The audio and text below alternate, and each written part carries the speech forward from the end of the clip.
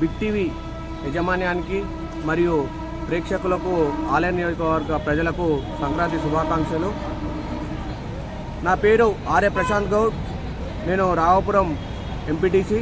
ఇప్పుడు నూతనంగా ఏర్పడినటువంటి కాంగ్రెస్ ప్రభుత్వం గౌరవనీయులు యనుమల రేవంత్ రెడ్డి గారు ముఖ్యమంత్రి వర్యులు గారు చేపట్టినటువంటి 6 గ్యారంటీలలో పబ్లిక్ చాలా స్పందన ఉన్నది.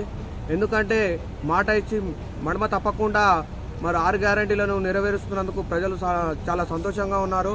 గతంలో ఈ యొక్క నియోజకవర్గంలో చాలా ప్రాబ్లమ్స్ ఉండేది. కొలన్పాకలో 2 బ్రిడ్జీలు వర్షాలు వచ్చినప్పుడు ఊళ్ళే దాటకుండా ఉండేది. అలాంటిది మొన్న ఆలయ నియోజకవర్గ ప్రభుత్వ వైపు మొన్న కొలన్పాకలో మరియు ప్రభుత్వ విప్పు శాసనసభ్యులు బి లైలేనా గారు మరియు బ్రిడ్జికు 15 కోట్ల రూపాయలు మరియు రోడ్డు రవాణా శాఖ మంత్రి అయినటువంటి కోమటిరెడ్డి గారి నాయకత్వంలో మరియు ఏర్పాటు చేయడం జరిగినది 14 కోట్లు పెట్టి. అంటే గత ప్రభుత్వాలు పాలనను పట్టించుకోకుండా ఇక్కడ ఉన్నటువంటి ప్రజలను పట్టించుకోకుండా విస్మరిస్తే ఇలా ప్రజలు కాంగ్రెస్ పార్టీకి పట్టం కట్టిరు.